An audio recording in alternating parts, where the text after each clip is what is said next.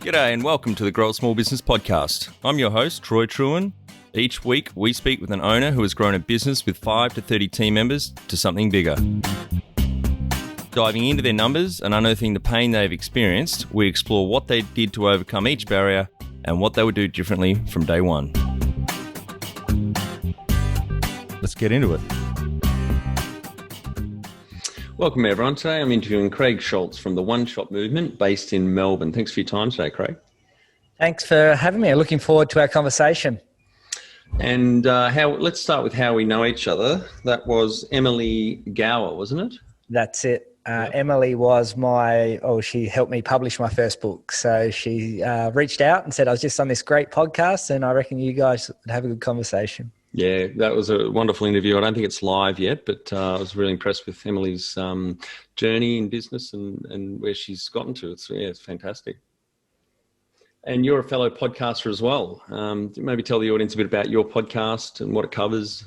Yeah, so my podcast is really like, I launched my book, You've Got One Shot, which is about you got one shot at life, give it your best shot, whatever it is for you, live life with passion and purpose. So I started interviewing people that have had a level of achievement at a high level where they shared their story about their one shot at life and shared wisdom and education. And, I've interviewed now over 100 of the biggest entrepreneurs in the world. So I launched that this year. Yep, a lot of fun, isn't it?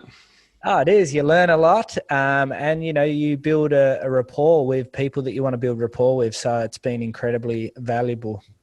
Tell our audience a bit about your business. You've got a good business journey that you've had at several that you've been involved with. So maybe give us a bit of background there and we'll finish up with talking more recently with One Shot. Yeah, so my background, I went through the traditional pathway, got a good education, got a good job. I was an engineer. 2 years into that, I wasn't happy trading time for money. So I set up my first business, which was a fitness club. My third year into that, I knew nothing about business when I first started, which is really important. Sometimes you just have to go out there and have a go. But what I lacked in business and life skills are made up for in dreams, desires, and the will to do whatever it takes for success. And there's a lot of good value in that. I got my first mentor then too, and I ended up owning 5 gyms. I set up 22 franchises, professional of the year. Hang on, sorry, that Craig, journey in business. Sorry, it just broke up. Yep. The internet just broke up then, sorry. Just go again. I think you had 5. You had 5 of your own gyms you were at. Yep. Yeah, so I had 5 of my own gyms. I set up 22 franchises. I had fitness clubs in South Australia, in Melbourne. I was South Australia's Fitness Professional of the Year. And I was in that journey on a real interesting journey, challenges through the global financial crisis. And I sold that business in 2015. That was a nice chapter of my business adventure. Great. And was that a franchise that you took from another country and launched here or something new you started?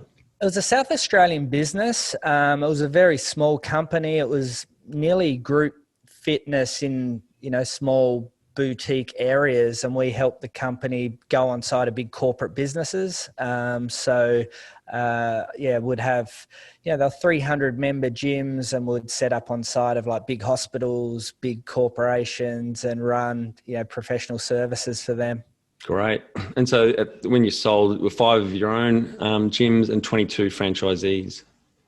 Yeah, that's correct. So I didn't own the 22 franchise. So I was a master franchise. So I sold the franchise, set the franchise up, found the franchisee, help them with their business, their setup, their growth, etc. And I found all the sites, but I actually own 5 myself, which they were my own setups. And so I sold that in 2015. Great. And then since then, what other businessy things have you been doing? The last few years been really focusing on my own personal brand and content creation around my whole One Shop Movement idea.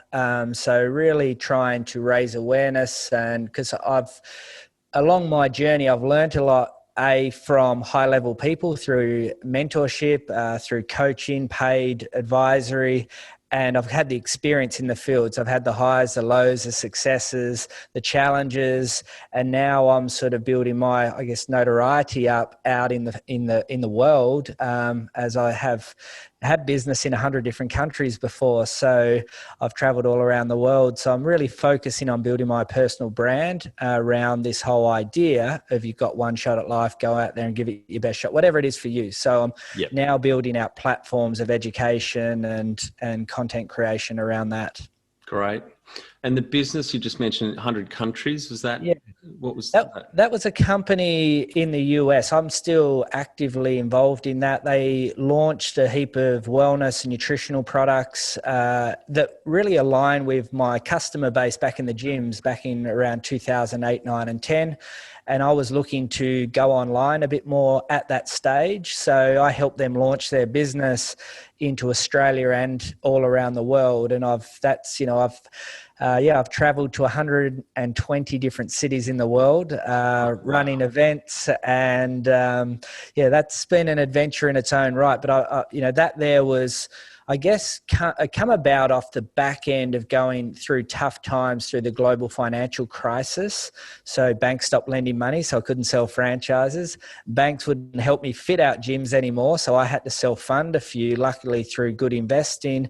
My clients were worried about their own income, so I was losing clients, so it was quite challenging. So I had that real aha moment where the internet, social media was really starting to take off. So that's sort of where all that sprung about from, and it's been quite an amazing journey. Well, that's great timing to get into it. I interviewed Ben Crowley, I think it was episode 10, down here in Tasmania at Grove, and they Bulk Nutrients is the name of their business, and they do a lot of protein powders and bars, etc. And he started in 2006 after working in Japan, teaching English and seeing the massive price difference that consumers in America were paying compared to Australians. Australians were just being well overcharged. So he came back, set it up, and 14 years later they're going really well. I think they've got about 55 staff now, 27 million top line. March this year when I interviewed him, that's where the numbers were at, and they've grown quite well through COVID. So it's a really good industry. And I assume you would have read Tim Ferriss's 4-Hour Work Week. I did. I actually read that in Bali for a week just before I started doing that, and I thought there's something about this that I need to be exploring more. And I did a bit more research into. There was a book called The Next Millionaires, and that really led to all things led to Rome from that point of view as well. And I thought, I'm going to get into this space. Great. Perfect timing 12 years ago. And what's the name of that business so we can link through to the show notes? The company brand is called Jeunesse Global. They do over $1 billion a year in sales. I'm just a private representative for that company. So, but they're a very big company worldwide now. They actually own the Olympic Stadium. It's called Jeunesse Arena, and they sponsored a couple of the biggest soccer clubs in the world as well. So, wow. Yeah, great. And just to close out how you started out, how old were you when you decided to get into business?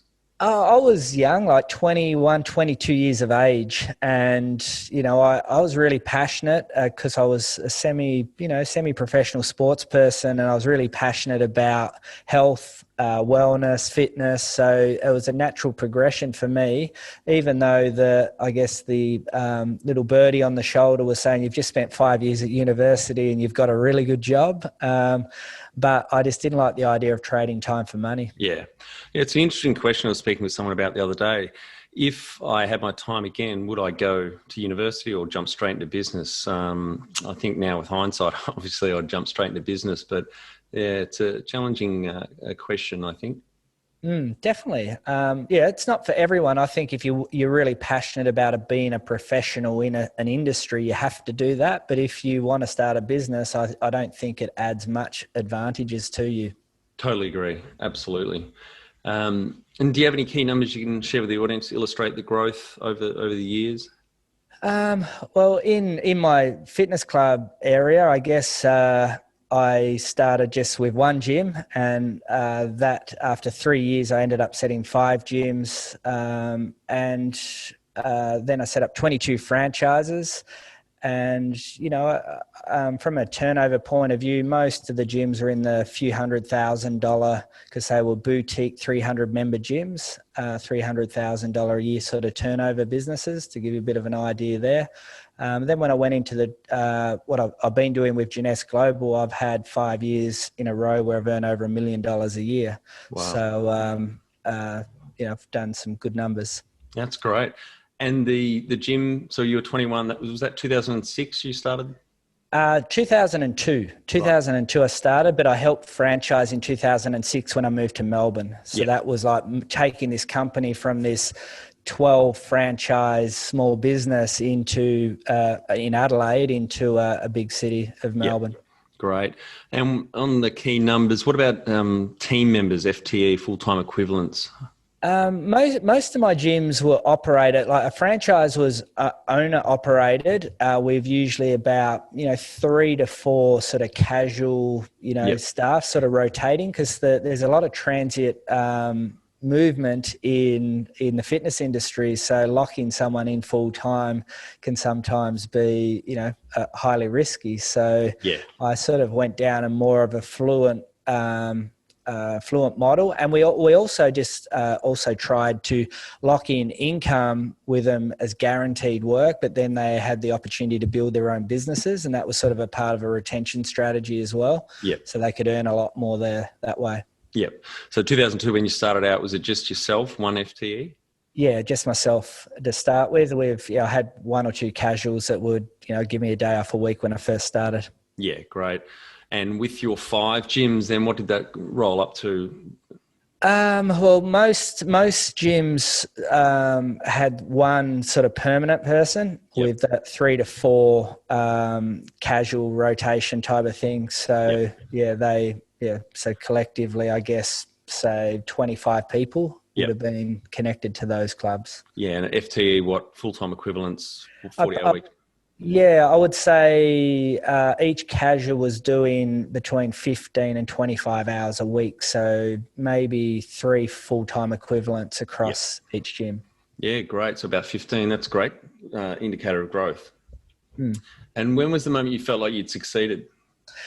The moment I felt like I succeeded was back in 2014, where I'd been really entrepreneurial. I'd started, 12 years in the journey, and I'd earned good money, and I'd, lived in a nice house, and I was investing, and I was going along really well. And in 2014, business really started to take off with online sales and that, and I hit my first 7-figure year. And, I just felt like all of that hard work and the challenge of going through the global financial crisis, and money doesn't define you by any stretch of the imagination. That year for me was probably personally one of the most challenging parts, because my wife and I had a stillborn baby. So that was challenging there. But I just felt like all the hard work had just, exponentially unfolded that year. And, so that was probably the year I felt that I'd really earned my fair market worth. Got it.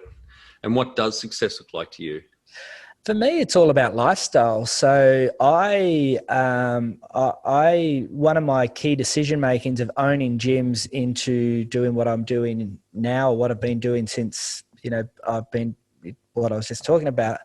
I felt owning fitness clubs wasn't great lifestyle. I was getting up at 10 to 5 in the morning, getting home at 8 o'clock every night. And while I had these tangible physical businesses, there's a lot of work, stress, ups and downs, challenges along that journey. And all I wanted to do was to be able to travel the world. I wanted to go and, see what the amazing world has to offer. So success for me is having time freedom, having financial freedom. And 3 years ago, I ended up buying my dream beach home, which is on the beach. So I call it a home away from home. So I can just leave from here and be there in an hour. And, that sort of freedom is what I live for. And that's what I define a lot of my success around. Great. And number one thing you'd recommend to marketing a fast growing business? In marketing? Yeah. I think if you're not using all the features of all the social media platforms now in terms of marketing, I think you're leaving a huge opportunity on the ground. So Facebook advertising, if you're doing well, YouTube advertising, if you know what you're doing there, there's so much opportunity because of the targeting and so on. But I think if you have got a physical business now and you don't have a really, really rock solid, modernized online presence now, I think you're probably going to leaving opportunity on the ground. Yeah, blown away with the stat I heard the other day. Something like still only a third of small businesses actually have a website. Yeah, absolutely. That's crazy. But I just think now, in COVID, one of my investments is in an education company, and we help train and coach businesses. That's their product and service. And some of those physical businesses, bricks and mortar businesses, have gone to online businesses because they were in lockdown and shutdown, and they're doing sales better than they ever thought. But at the start of the year, they never even thought that was a possibility for them. So if you have a physical business and you feel like your online presence is weak or low, it'd be worth exploring. Get into it, yeah. And what about funding your business or businesses over the years? Investors, bank finance, or anything like that? Bank finance, so that was like a big challenge through the global financial crisis. So, someone that wanted to buy a franchise typically had to have, their own funds somehow. And yeah, my first business, I actually got secured finance from the bank because of my parents. So I needed the bank of mum and dad to be involved from that point of view. But I've invested in some private companies as well. So there's been some capital raising offerings as well to raise funds to get businesses going as well. So sort of done that. Bank finance is harder to get for a small business, I find. But they're happy to give it to you when you don't actually need it. Yeah. But I've sort of gone down those three pathways. Yeah. Yeah, it's an interesting way to finance growth, leaning on your parents. Just buying a home in Australia, which is obviously very, very popular compared to many other countries around the world. But I did hear some years ago that something like 2/3 of young people that buy their home, either their parents help them out with the deposit or at least go guarantor on their place. So it's a really common way to get into business or to start to build wealth anyway, because you're really behind the eight ball as a young person. For sure. And that's what I did. I got guaranteed finance to help me get started. Yeah. And they lost their house if I messed up, which was another reason not to mess up. Exactly. Just work harder. Yeah. And if you were to start up today with plenty of funding, would you go into your industry? I guess maybe talking about the gyms. Yeah, definitely in wellness. Yep. So there's so much opportunity. The high growth niches, whether it's in weight loss some way, whether it's in wellness, nutrition some way, health, that sort of area. I feel that's where I have a lot of my contacts. And if I was to I would look at probably engaging a potential futurist if I was looking to go into another area to do some really good research. I think Google Trends and so on are good places to look to see what high growth niches are. But I would look for a high growth niche. Education for me, I'm really passionate about that. So entrepreneur education. So I think I'd probably stay there. I actually did invest last year into a plant-based food business because I felt that was going to be a high growth niche area as well. Right. Yeah, I agree. I think that is a big area of future growth.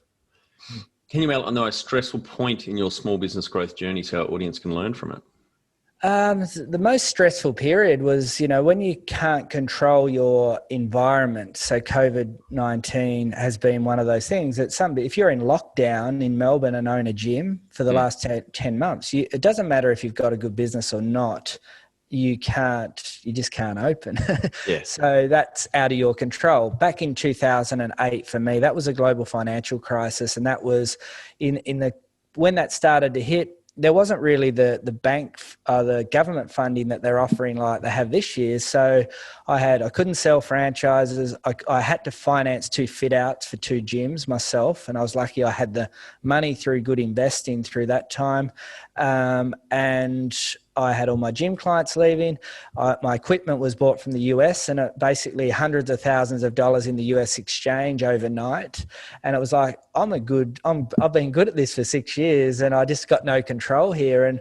And then I went through 3 really, really tough years where I was working 15 hours a day and just, not even really trading time for money. It was just to keep the doors open and get through type of thing. So I learned a lot through there. A lot of people probably wouldn't have wanted to go through that challenge. Whereas for me, I was like, I'm just going to get through it, but it's going to be hard work. And it was a big wake up call for me too. And another good lesson here was managing your downside. So for me, everything that I touched turned to gold for the first 6 years of business. And it was like, I was probably taking on a little bit too much risk, and I didn't leave enough margin for error. So I never want to put myself back in that position there where I have a margin of errors that small that I could lose everything. Yeah, there's two big catastrophes in the last 12 years, obviously with GFC and now COVID. I think it's waking up a lot of people to how much risk there is. It's invisible. Anything can go wrong, and if you're not planning for that. I remember having a conversation with a client of ours at our web design development company in Melbourne. He was an architect, and just before I moved to London, we had lunch, and he asked me how old I was, and he was doing the math, and he said, so you came out of university basically mid-90s, just after the remnants of the 1990 recession had left the economy effectively.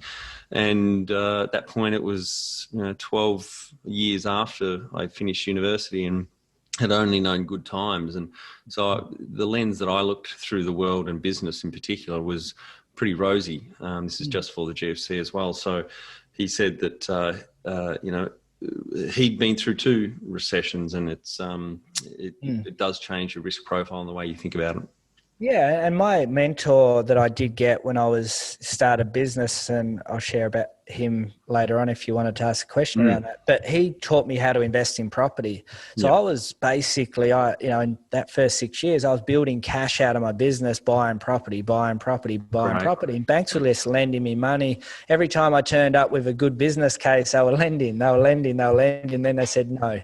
And that was like, what? No, that's, so it was just an experience that just changed everything.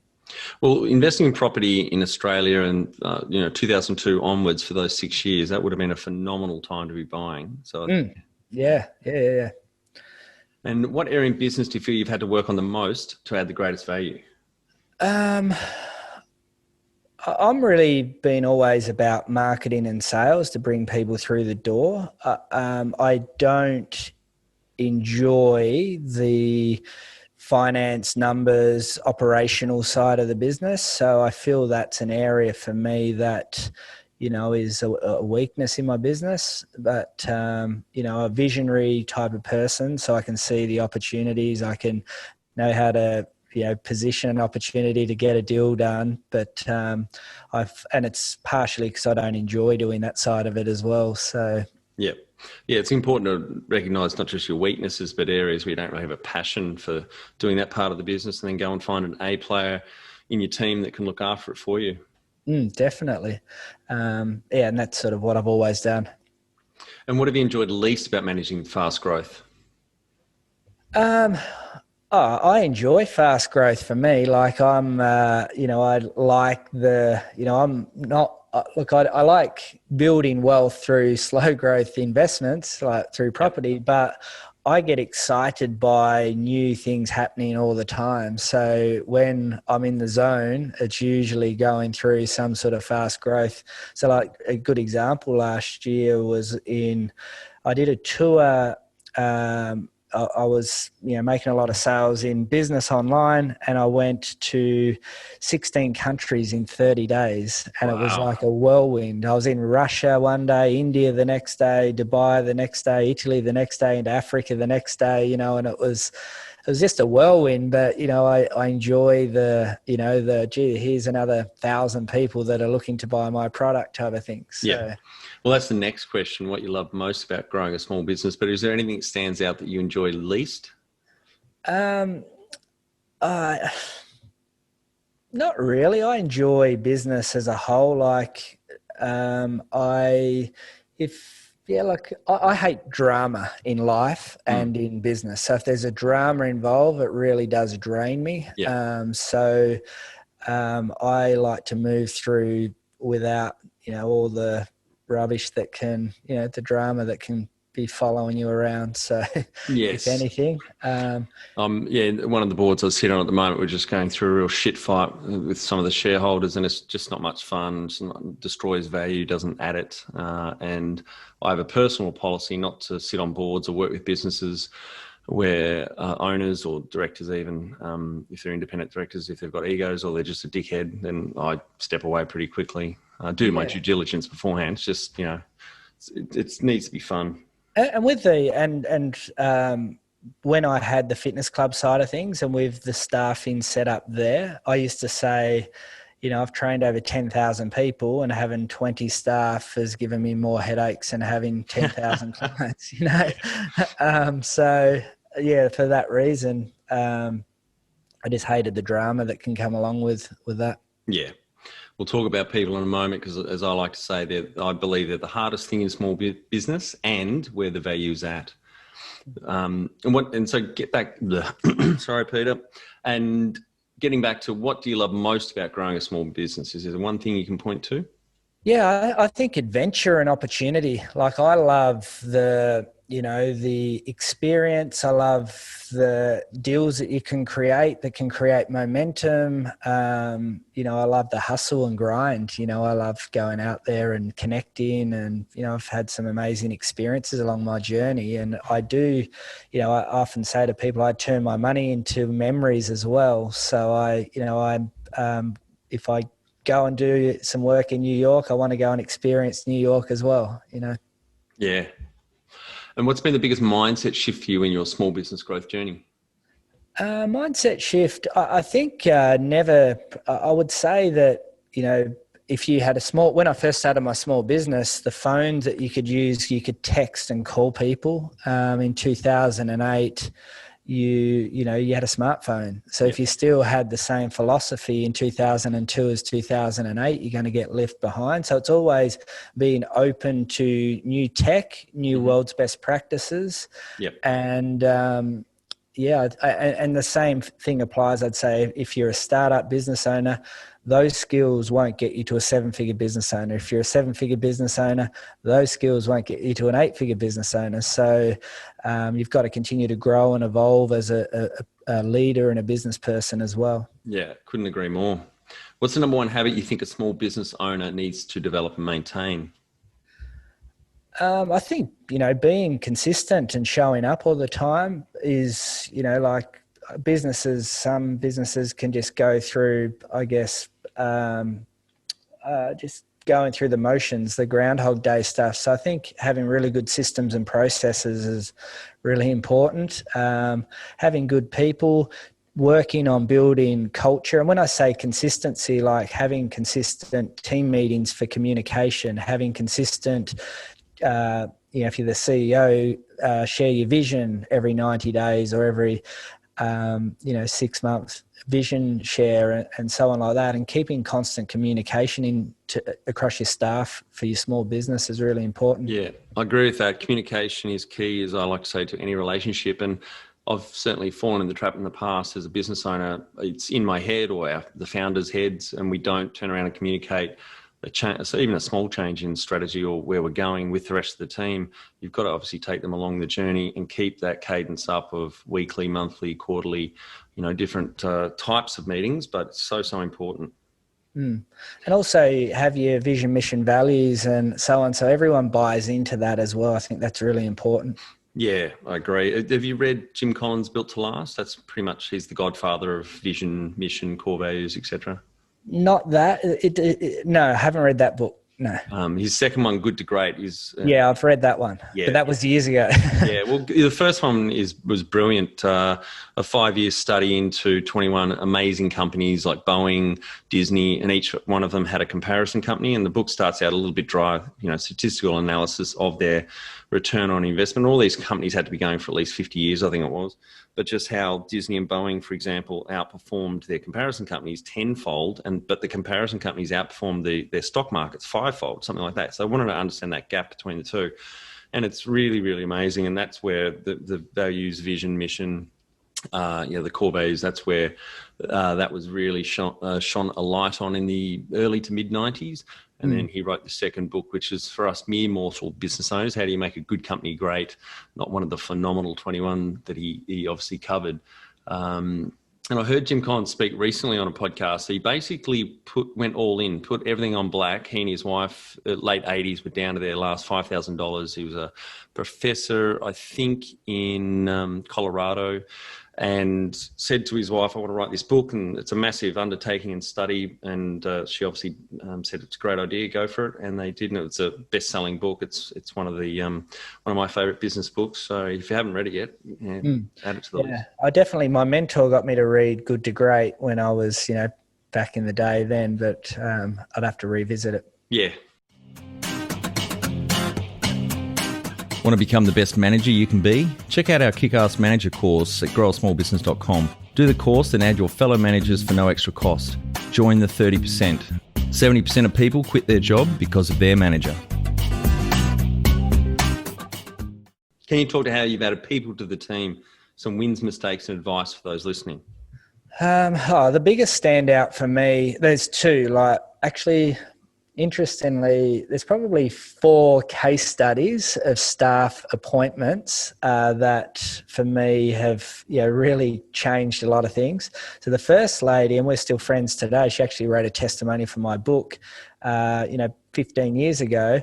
She was sort of like a 2IC type of person, and she grew with the company for 8 years, and she was amazing. And she dropped, after 8 years, I went on to my first overseas holiday. Like, I'd never really done any travel. And she told me a month out that she was leaving. Gave me a 4-week notice. So I had enough time to get someone, but I panicked and employed the wrong person. And in that 8 weeks, my business started to fall apart quite dramatically. So you rushed the decision because... I rushed the decision, and I knew with 2 weeks to go that I've sort of am risking here. It was the first time and last time I ever employed someone straight off their resume. Right. So I interviewed him. I got him to come in and get a feel for the place. He did really well there. He had references from Supreme Court judges and high-profile people. He had all the experience, but I just didn't feel right with the person. And in that 8 weeks, I was getting probably 5 member cancellations a day, which wow. is, and these were like 7-year clients because he was rude, he was offensive. He made he made personal trainers that were paying to use my gym like a lease, made them leave. You'll come in here when I say type of thing. And I just 8 weeks later jumped off the plane. I was just in a panic when I was overseas because I couldn't. If I fired him, gym's closed. So what's worse? And as soon as I jumped off the plane, I just drove straight to the gym and had to get rid of him on the spot. So I had the really good, second in charge. We're still friends today. And the other one where he had no experience in the fitness industry, but he had an incredible personality. And he worked with me for 7 years, and he ended up buying my business off me. Yeah. So I had the experience there as someone that grew with the company and then goes, Craig, I'm ready to take over. You're traveling around the world. You never hear anymore. If you don't sell your business to me, I'm going to go and start something myself. And I said, just put out a fair and reasonable offer. It wasn't, and he didn't second guess and bought the business. That's great. That's a really good outcome. And it goes to another one of my sayings when I talk to people about hiring, that is, look for someone with the right attitude and aptitude. You can give them the experience, you can teach them, but if they have the wrong attitude, or if they're toxic, it can really poison your culture and as you've experienced, your customer base as well. And in the fitness industry, for me, it's not about how many exercises that's like added value, but it's a people's business. So if you've got a really good personality and people trust you and can warm to you, you're already through the door. Whereas I can say, go and learn 20 new exercises every week to build up your weaponry there, but you can't go the other way. If you've got shocking people skills, that's bad for the fitness industry. It's got to be innate. And I love this. There's a Chinese proverb, which is, a man who cannot smile should not own shop. Yeah, No, I think it's so true in hospitality, particularly, or retail-facing businesses. You really got to interview for, test, and make sure you get people that are naturally happy and bubbly and engage well and want to have a conversation. I'm not wired that way. I'd rather get on and get shit done, as opposed to people that just want to, talk for a little bit. I don't necessarily enjoy small talk unless it's talking about business, for example. But it's finding the right people for those customer-facing roles makes all the difference. Absolutely. What are some things you'd recommend to building a sustainable and kick-ass culture to help with the growth? Oh, well, I think that vision, mission, values, and regular communication is important, so people feel connected to the company. That's really, really important. I think having some social interaction, not to have a crazy social interaction where you end up ruining your company, but having those sort of drop your mask days where you can do some things together, or even bringing in occasionally someone to do something that's team building based or something like that, just to say, okay, we're in this together. And just, if I was the owner of the company, just the little things like, showing that you care is like really, really important. And birthdays, make a bit of a deal of it. If it's, something important, be empathetic. I think that's really important. If you're a business owner and you want to have good culture, show empathy for your staff as well. Yeah. And tell our audience how you've handled balance. Balance for me, like my decision to move out of owning fitness clubs to online doing what I do now was about balance. It was about, having time.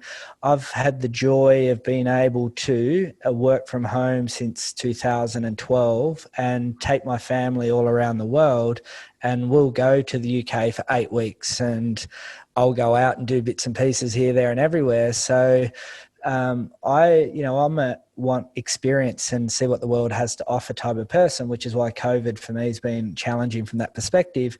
But I feel balance for me is being able to spend time with who you want, when you want, and having the money to do that as well is really important to help. There's no point traveling around with your family when you're going, oh, gee, I've just lost my suitcase. It's going to cost me $50 to do it, but we don't have $50. That's no fun. So that's sort of what I see with, having a supportive partner can be really important in that as well, and having balance in work and life. And in the end, that creates a bit more happiness. Yeah. How much professional development did you invest in yourself over the years? Oh, for me, I think that's everything. It helps with resilience and mindset. It helps you learn new skills. I started reading books when I started business because I didn't have business skills. I didn't have, 21, 22, you don't have life skills, so I was reading sales books, more tactical books when I first started. And then in 2006, 4 years in, I invested in, some more advisory coaching programs, which cost a little bit more skin in the game, but, I got a bit out of it. And the last 3 years, I've probably spent $60,000 a year on personal growth and mentorship and advisory and coaching. But the free stuff, I listen to podcasts, probably 3 hours of podcasts, up a day sometimes, especially this year. Yeah.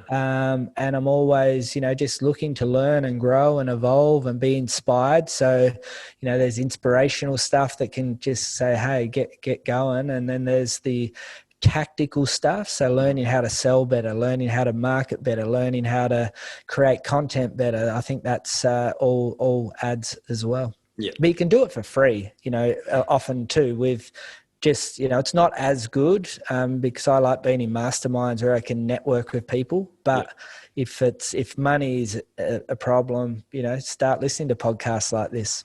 Yeah, I think that's a good point. You need to build the habit that, especially from a young age, I certainly started in my early 20s just reading voraciously. These days, listening to audiobooks, but podcasts as well. And just the more you come across different ways of thinking about things in business, particularly, or areas in a business like managing people or marketing that you may not have any experience in, you swat up on it with this amazing free or very low cost books and other material out there that you can just use to develop yourself. Absolutely. And what about mentors and coaches along the way? Tell us about your experience there. Yeah, well, my mentor come about by what I would say is one of the biggest lessons that I've learned in regards to generosity and gratitude. And I couldn't afford, and this is another important point, becoming resourceful. So what happened was the Adelaide 36ers were looking for a sponsor or someone to contribute a sponsorship. There's a basketball team in basketball, yep. Basketball team. And I made it I didn't have the money to do it. So I said, I'll offer you 6 or 8 12-month memberships for you to raffle off to raise funds. And one of the players' wives won one of the 12-month memberships, comes in and as a thank you gives me 8 basketball tickets. And I give those 8 basketball tickets to this young family that just come in to do a trial, and they all decided to join the gym on the Friday. I said, here's some basketball tickets, go to the Adelaide 36ers. I didn't know that he was a really high-level successful business person. Yep. He comes back the week after and said, I'm really grateful, family time. He said, I'd like to invite you to my corporate box at the Adelaide Crows football park. Oh, wow. And he's been my mentor for the last 20 years, and he's taught me about property investing. He sat me down, and with his son, and took us out in the field. This is what to look for. This is why this house is going to grow. This is how to get a return, blah, blah, blah. Help me navigate through the global financial crisis. And every time I have a real key decision, whether it's investing in a company or buying a new house, I always just book a time with him and say, hey, can we just talk this through? And that's mentors. But I got paid masterminds that I'm in now as well with, people that I report to every month for a meeting to go through what I'm up to. So I think it's like absolutely critical. It is, especially if you're a sole business owner, having someone to hold you to account, whether it's peer coaches or peer mentoring, such as in a mastermind. Often there might be 10 or 12 other business owners in groups, depending on which program you go with. And obviously there's someone there coordinating everyone, but it is everyone holding each other to account. Turn up next month and make sure you've done your reading or the actions you said you're going to do on your business. But back to the resourceful thing, like there's always a way, you got to think your way around things sometimes. And I turned gym memberships, which was my time, into nothing in return, but it became back to 8 basketball tickets, which in turn transferred across through generosity to a family, which became a mentor. So sometimes you got to think outside the square to make things happen. Definitely. That is a really good point. What about board of directors or advisors over the years? Have you had anything like that? Not as board of directors. I'd call, in an unofficial term, I have an advisory board, which is A, my mentor, and B, I'm a member of a high level mastermind group where we do, some good stuff. And the advisory around that is really good. That company's called The Entourage, and they're based in Sydney. And so I would classify them as my advisors and board members, if you know what I mean, but they're not an official one. Yep. And you've exited a business, so maybe tell our audience about that, what you've learned from it, what you do differently, and any other advice for them.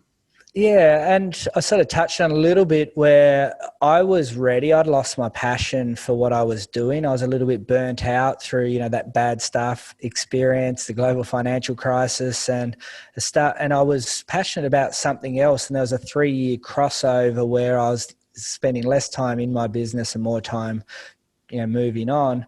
And it was a pretty simple transition. Actually, I didn't look to sell because it was under management. It was still a profitable business, So my worst case scenario is I kept on making a nice profit every year without me being there.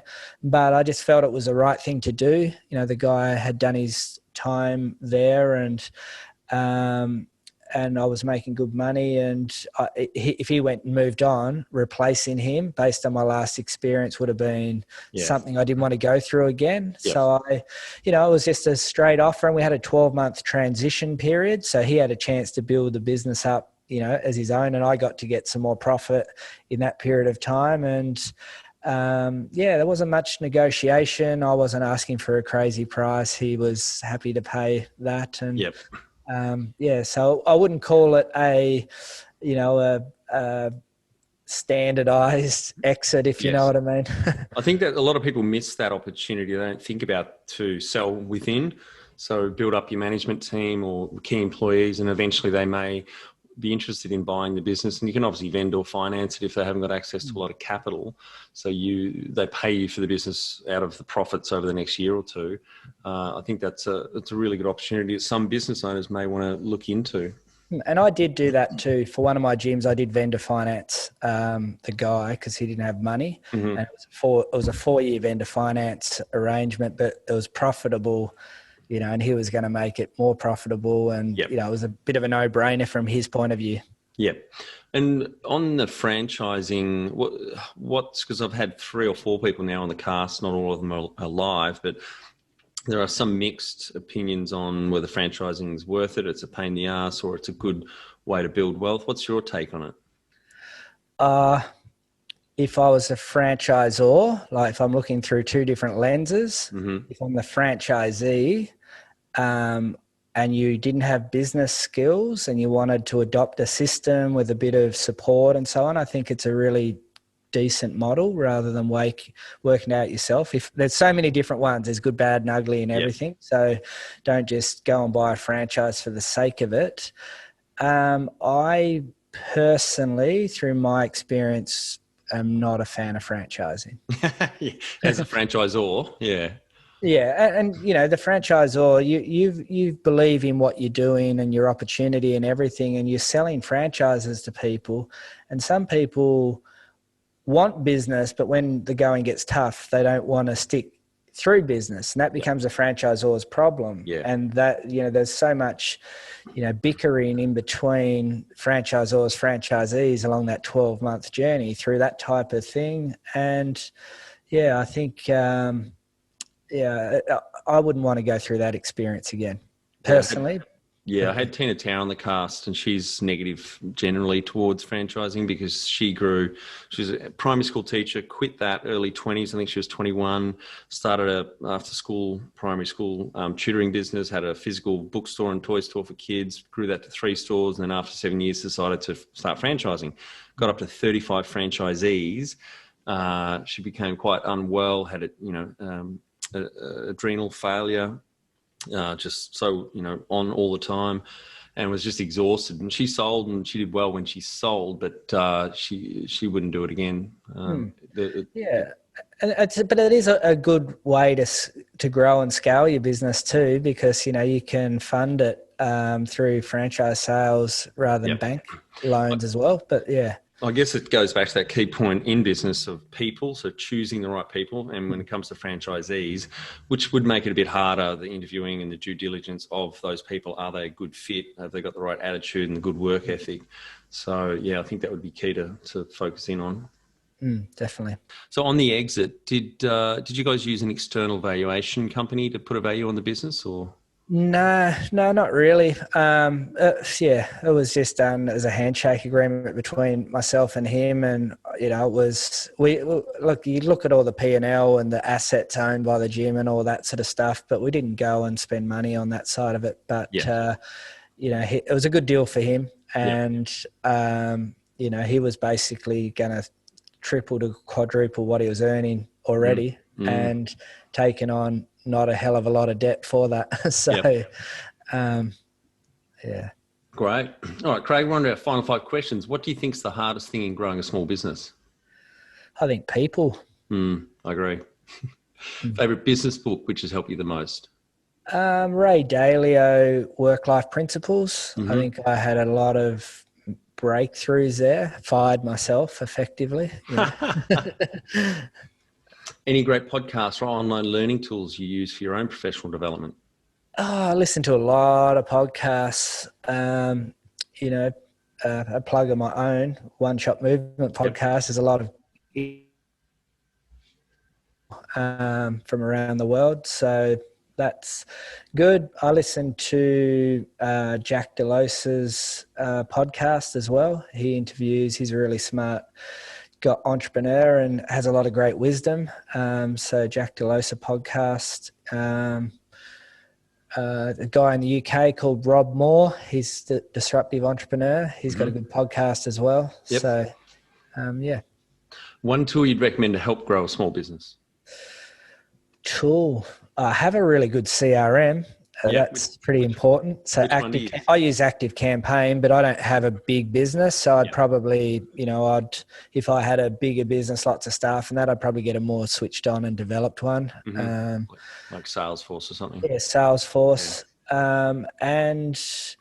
Look, I think a tool that I've really embraced a lot over the last 2 years is a Calendly booking. I love Calendly. I've just started using it this year for the podcast to book everyone in. It's just so easy. Yeah, I think because people just got in the habit of just ringing you haphazardly and that. So I just say now, just book in a 15-minute call at a time and I'll be there. Yeah, or 3 or 4 emails back and forth to find a time that suits you both. Yeah, Calendly's great. Finally, my favorite question. What would you tell yourself on day one of starting out? Oh, gee. Day one starting out, I would probably just say make sure you invest in your personal development and growth and mindset, because it's not a matter of if you're going to have challenges, it's a matter of when and how often. So if you've got real good personal growth, really good mindset, you'll be able to navigate your way through those and build really good relationships with people, because you can just open doors through relationships, help each other out, collaborate, and I think those 2 things will hold you in good stead. That's terrific advice, Craig. Both those points are really, really valuable. Thanks for your time today. I think the audience got a lot of value out of hearing your journey in several businesses, and also your attitude towards not just business but life and the way that you work with people. And I think that's not just healthy but really wise and holds you in good stead in business from my experience. Thanks. And really appreciate you having me on the show. Great. And for our audience, we'd greatly appreciate a review in iTunes or whatever platform you listen to us on. More reviews means we bubble up higher in iTunes, etc. So more business owners looking for podcasts to help with their growth will find us.